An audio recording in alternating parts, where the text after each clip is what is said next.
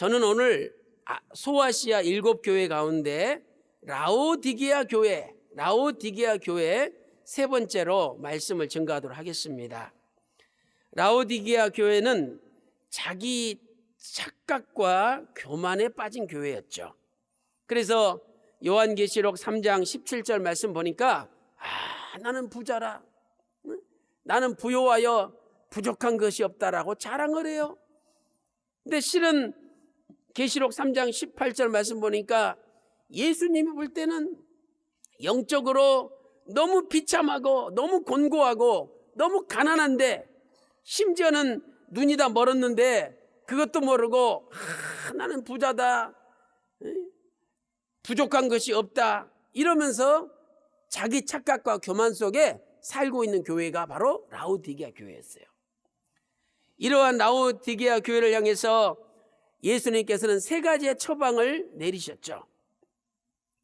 오늘 계시록 3장 19절을 중심으로 예수님께서 말씀하시는 3가지 권면의 명령에 대해서 살펴보도록 하겠습니다. 첫 번째로 책망하며 징계하십니다.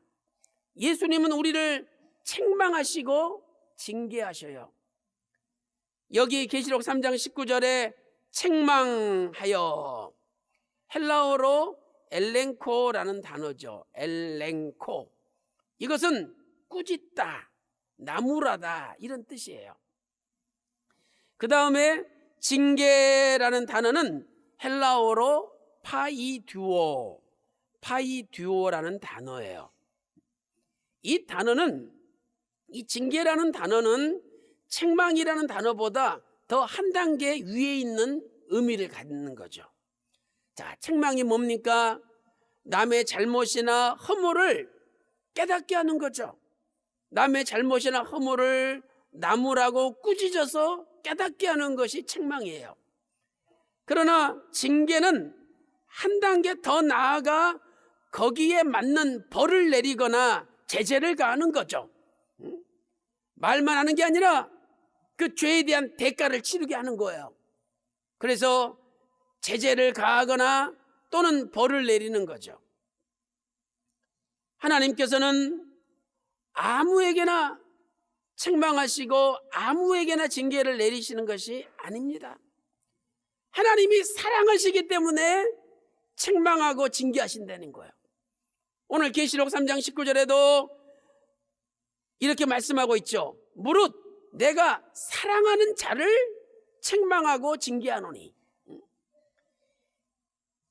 히브리서 12장 6절 말씀 보니까 주께서 그 사랑하시는 자를 징계하시고, 예수님께서 사랑하시기 때문에 징계하신다는 겁니다. 히브리서 12장 5절에는 이 징계라는 단어가 꾸지람, 책망이라는 단어와 같이 쓰이고 있죠. 그렇다면 왜 예수님께서는 사랑하신 자를 책망하십니까? 첫 번째로 책망을 받아야 죄가 드러나기 때문입니다. 책망을 받지 않으면 죄가 드러나지 않아요. 책망을 받아야 죄가 드러나는 겁니다. 우리 인간은 자기가 죄를 지으면서도 이것이 죄인지를 모르는 거죠. 또 설사 죄인 줄 안다고 할지라도 인간의 스스로의 힘으로 그 죄에서 빠져나오지를 못하는 거예요.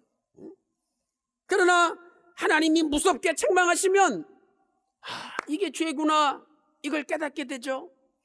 또 내가 도저히 내 힘으로 빠져나올 수 없지만 하나님이 무섭게 하시니까 놀래가지고 나도 모르게 거기서 빠져나오게 되는 거예요. 그래서 하나님은 사랑하신 자를 책망하시는 겁니다. 에베소서 5장 13절 말씀 보니까 책망을 받는 모든 것이 빛으로 드러나나니, 책망을 받는 모든 것들이 빛으로 드러난대요. 그러므로 하나님의 책망은 우리가 짓고 있는 죄를 밝히 드러냄으로 말미암아 더 이상 죄를 짓지 못하도록 막으시는 것이죠. 바로 그 빛이 하나님의 말씀입니다. 하나님의 말씀이 빛이 비추면 죄가 드러나게 되죠. 시편 119편 105절에 주의 말씀은 내 발의 등이요 내 길의 빛이니이다. 우리는 지속적으로 하나님 말씀을 들어야 돼요. 하나님 말씀이 끊겨보세요. 죄를 지으면서도 죄인 줄 몰라요. 하나님 말씀이 끊겨보세요. 죄인 줄은 느끼는데 거기에 빠져가지고 나오지를 못합니다. 그러나 매 시간 선포하시는 하나님의 말씀을 통해서 내가 강력한 하나님의 책망을 받으면 죄를 깨닫게 되고, 또 내가 죄 가운데 있으면서 스스로 나오지 못했지만 그 강력한 하나님의 말씀이 역사하심으로 우리를 죄에서 건져주시는 거예요. 그러므로 우리는 천국 가는 그날까지, 변화받는 그날까지 하나님의 말씀을 떠나서는 안 되는 것입니다. 오늘도 하나님의 말씀이 여러분을 책망하심으로 여러분의 죄를 드러내고 여러분을 죄에서 건져주시는 놀라운 역사가 일어나시기를 주님의 이름으로 축원합니다. 두 번째로, 책망을 받아야 하나님의 거룩하심에 참여하기 때문입니다. 왜 하나님께서 사랑하시는 자를 책망하십니까? 책망을 받아야 하나님의 거룩에 참여할 수가 있어요. 히브리서 12장 10절 말씀 보니까 우리를 징계하였거니와 오직 하나님은 우리의 유익을 위하여 그의 거룩하심에 참여케 하시느니라. 하나님이 우리가 징계받도록 하셨지만 그 징계가 오히려 우리를 하나님의 거룩하심에 참여하도록 만든다는 거예요. 책망받지 않아 보세요. 계속 하나님의 거룩과 상관없이 살아갑니다. 그러나 책망은 죄를 떠나게 만들고 하나님의 거룩에 참여하게 만드는 거죠. 욥기서 20장 3절 말씀 보니까 나를 부끄럽게 하는 책망이라라고 말씀하고 있죠. 책망이 나를 부끄럽게 한대요. 그래서 내가 이렇게 살면 안 되겠구나, 강한 부끄러움을 느껴가지고 죄 가운데서 벗어나게 되는 거죠. 사랑하는 성도 여러분, 거룩하지 않으면 재림하시는 주님을 맞이할 수 없습니다. 그래서 하나님은 사랑하시는 자를 책망해서 거룩에 참여하게 하는 거죠. 히브리서 12장 10절 말씀은 14절 말씀과 연결되잖아요. 히브리서 12장 14절에 거룩함과 화평함이 없이는 아무도 다시 오시는 주님을 만날 수 없다라고 말씀하고 있습니다. 사람들은 책망을 듣기 싫어합니다. 누가 나를 책망해 보세요. 나를 꾸짖고 나무라고 내 잘못을 드러내 보세요. 기분 나쁘죠? 그리고 오히려 나를 뭘로 보고 그런 말 하느냐고 화를 냅니다. 그러나 그것은 잘못된 겁니다. 하나님의 책망이 나를 무슨 죄를 짓는지 드러내게 만드시고, 하나님의 책망이 나를 하나님의 거룩에 참여하게 하는 거예요. 그래서 책망받을 때 오히려 감사하고 책망받을 때 고맙게 생각해야 되는 것이죠. 히브리서 12장 11절에서는 이렇게 말씀하고 있습니다. 징계가 받을 당시에는 즐거워 보이지 않고 슬퍼 보이나, 그러나 그 징계를 통해서 연달한 자에게는 의의 평강한 열매가 맺혀진다고. 그 징계를 믿음으로 받아가지고 잘 통과하면 오히려 의의 평강한 열매가 맺혀진다라고 말씀하고 있는 거죠. 더 나아가서 책망을 받고 돌이키면은요, 하나님이 엄청난 복을 쏟아부어 주셔요. 그런데 책망받고 오히려 자기가 화를 내고 기분 나빠하고 고치지 않아 보세요. 기회를 놓치는 거예요. 그러나 책망받을 때 내가 돌이키기만 하면 하나님이 성령을 그 사람한테 부어준대요. 또 책망받을 때 내가 돌이키면 하나님이 그분에게는 하나님 말씀을 깨닫는 은혜를 주신다는 거예요. 이 엄청난 복입니다. 그래서 오늘 또 책망받을 때 돌이키고 회개함으로 말미암아 오히려 성령을 부어주시고 하나님 말씀을 깨닫게 해주시는 놀라운 복을 받아 누리시기를 주님의 이름으로 축원합니다. 큰 두 번째로 열심을 내라 라고 말씀하십니다. 계시록 3장 19절에서 열심을 내라 이렇게 하나님이 말씀하시죠. 여기 열심을 내라 헬라어로 젤로오라는 단어입니다. 이것은 어떤 일을 할 때 뜨거운 마음과 간절한 마음으로 노력하는 거예요. 어떤 일을 할 때 뜨거운 마음과 간절히 사모하는 마음으로 노력하는 거죠.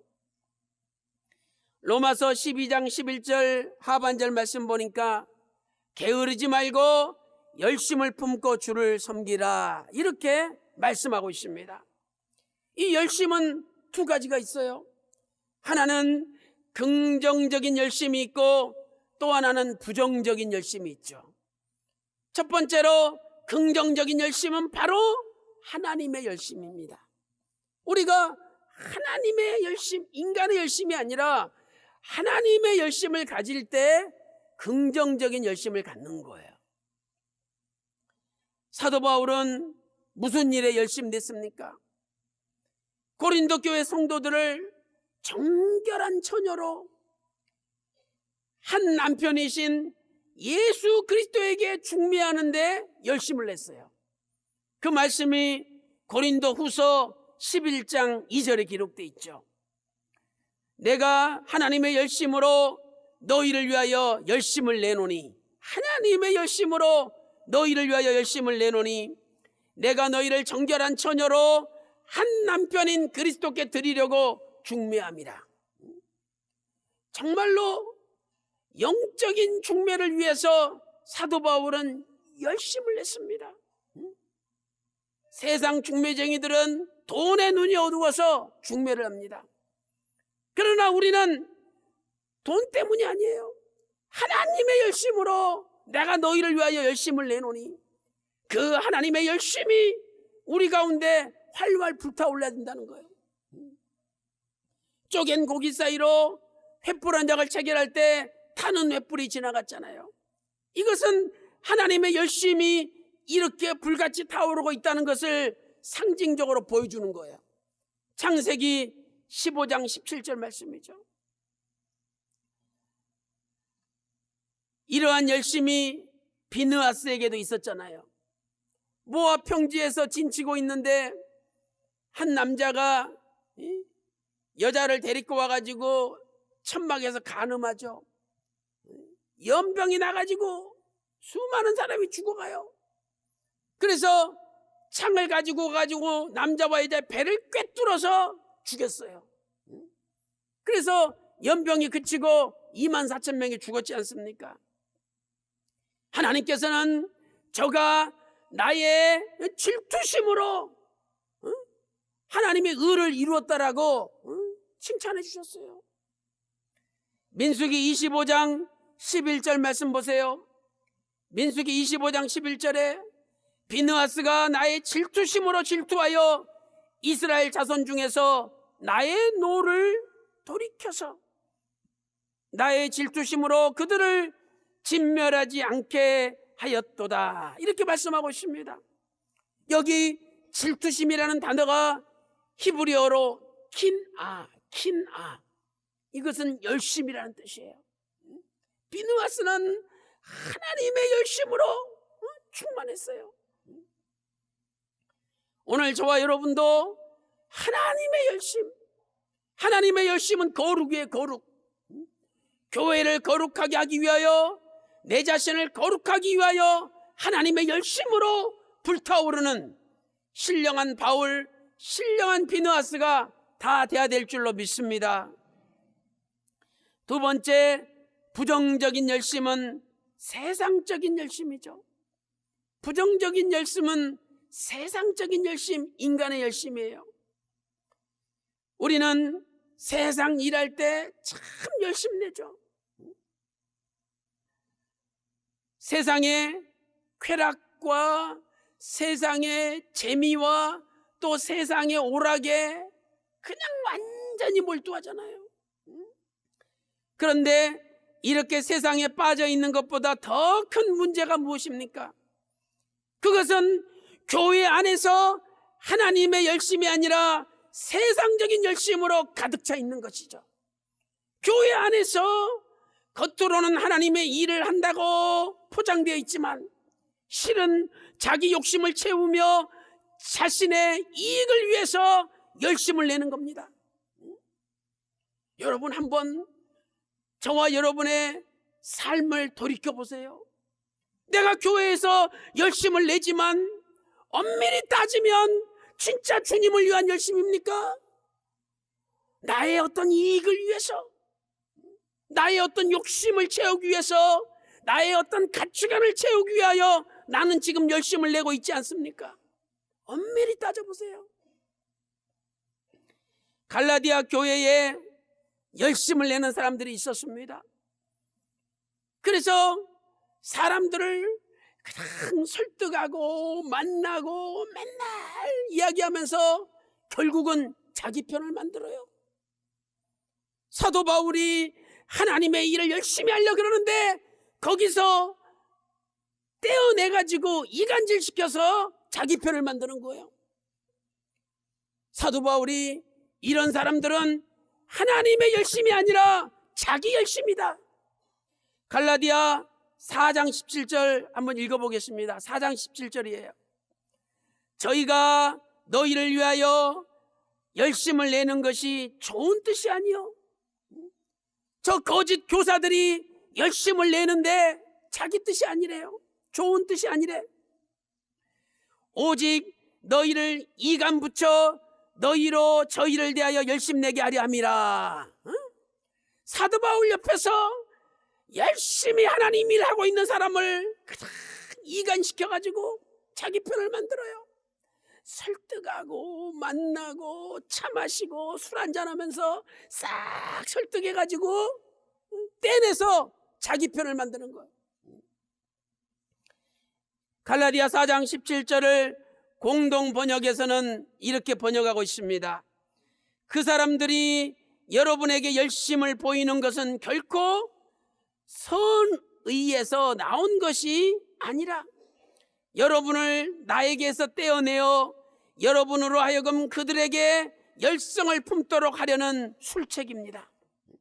그래가지고 하나님 일을 열심히 하는 사람들 떼내가지고 자기 인간적인 자기를 위해서 헌금하게 만들고, 자기를 위해서 부자되게 만들고, 자기를 떠받들게 만들고, 결국 자기를 위하여 열심을 내게 만든다는 거예요. 그러니 그것이 무슨 하나님께 영광이 되겠습니까? 자기 영광이 되는 거죠. 이러한 잘못된 열심은 오히려 하나님의 뜻을 무너뜨립니다. 주의 전을 사모하는 열심이 나를 삼키리라.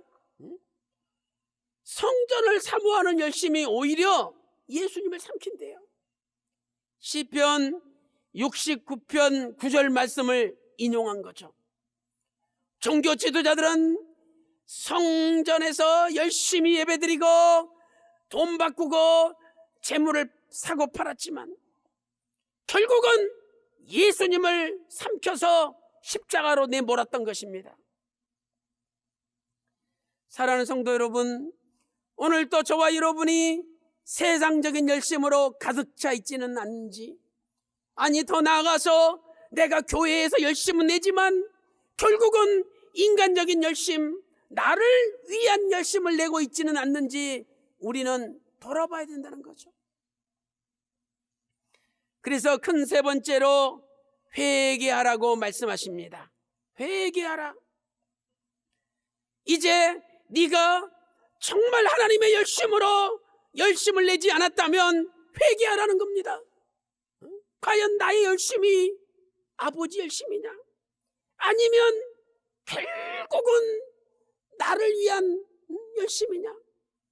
나랑 친한 사람들을 위해서, 나하고 가까운 사람들을 위해서 모든 게 돼야 돼. 결국은 자기 욕심이죠. 교회 전체를 바라보는 하나님의 열심이 아니라는 거예요. 그래서 계시록 3장 19절 하반절에서 회개하라 하나님께서는 말씀하십니다. 회개하라는 헬라어로 메타노에오. 이 회개하라는 말씀 속에는 두 가지의 뜻이 담겨 있습니다. 첫 번째로 회개는 고치라는 것입니다. 고치라. 한문으로 회개를 보세요. 뉘우칠 회에다가 고칠 게예요. 백날 뉘우쳐봤자 고치지 않으면 회개가 아니라는 거예요. 우리는 잘 뉘우치잖아요. 아유, 내가 미쳤지. 내가 어쩌다가 내가 거기 넘어가가지고. 그러면서 막 후회합니다. 그런데 또 지나가 보면 또 그 일을 하고 있어. 회개가 아니에요. 회개는 뉘칠 뿐만 아니라 고치는 거예요. 180도 완전히 돌이키는 거예요. 사도행전 3장 19절에 회개하고 돌이켜 죄사함을 받으라. 회개하고 돌이켜야 죄사함을 받는다라고, 유쾌하게 되는 날이 주 앞으로부터 이른다라고 사도행전 3장 19절에 말씀하고 있는 거죠.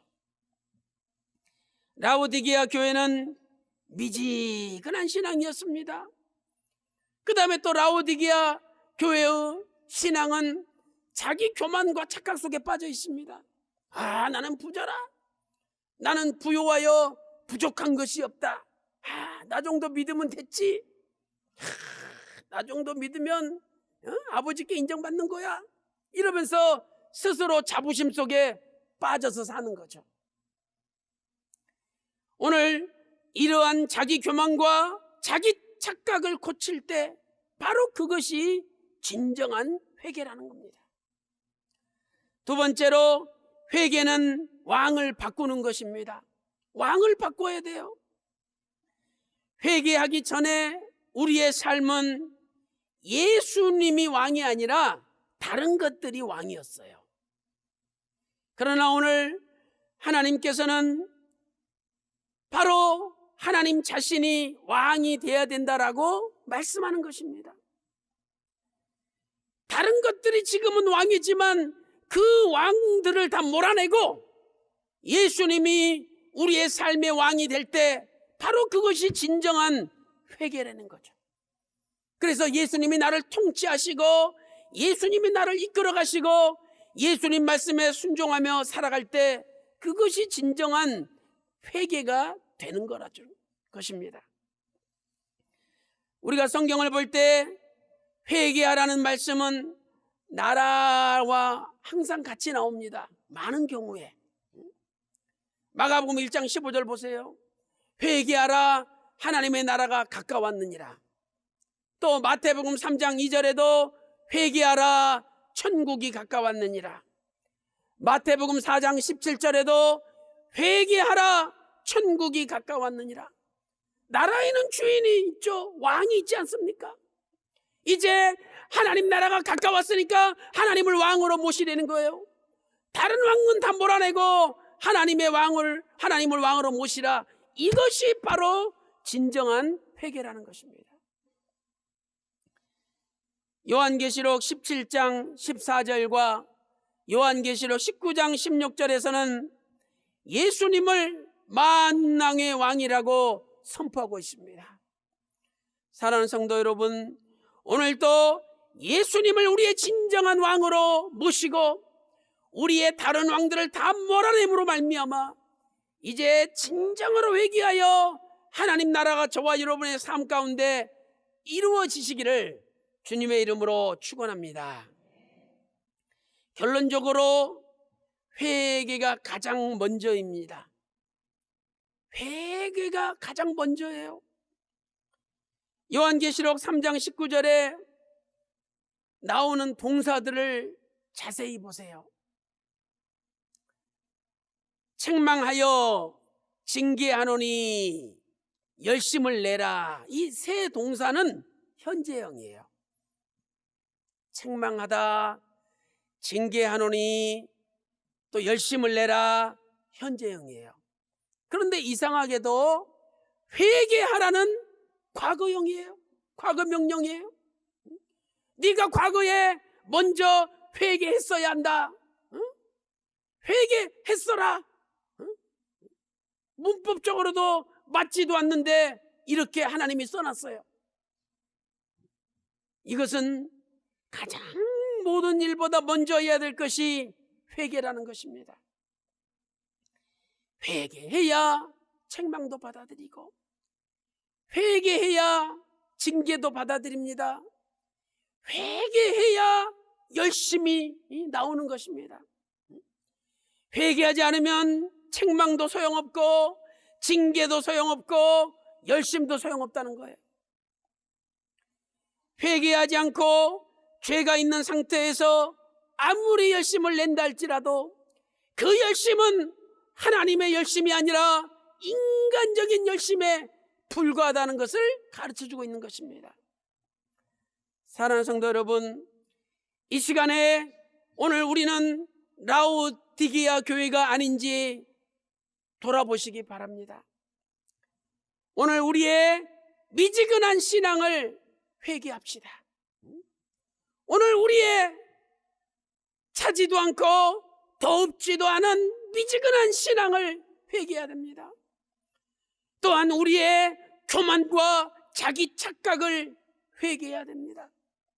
되지도 못하고 된 줄로 알고, 부자도 아닌데 부자인 줄 알고 착각 속에 빠져 있는 교만을 회개해야 됩니다. 또한 우리는 우리의 인간적인 열심을 회개해야 되죠. 내가 열심히는 하는데 아버지 뜻과 상관없는 인간적인 열심 속에 빠져 있지 않는지 회개해야 된다는 것입니다. 우리가 회개할 때 예수님의 십자가의 피가 우리의 모든 것을 변화시켜서 이제는 하나님의 열심으로 충만하고 하나님의 뜻으로 충만해서 하나님께서 기뻐하시는 열심이 될 줄로 믿습니다. 오늘 또 비록 우리가 라오디게아 교회와 같다 할지라도 회개하고 하나님의 책망과 하나님의 징계를 기쁘게 감사함으로 받아들이고, 그리고 이제부터 하나님의 열심을 내므로 말미암아 우리의 삶이 하나님의 뜻을 이루는 삶으로 바꾸어지시기를 주님의 이름으로 축원합니다.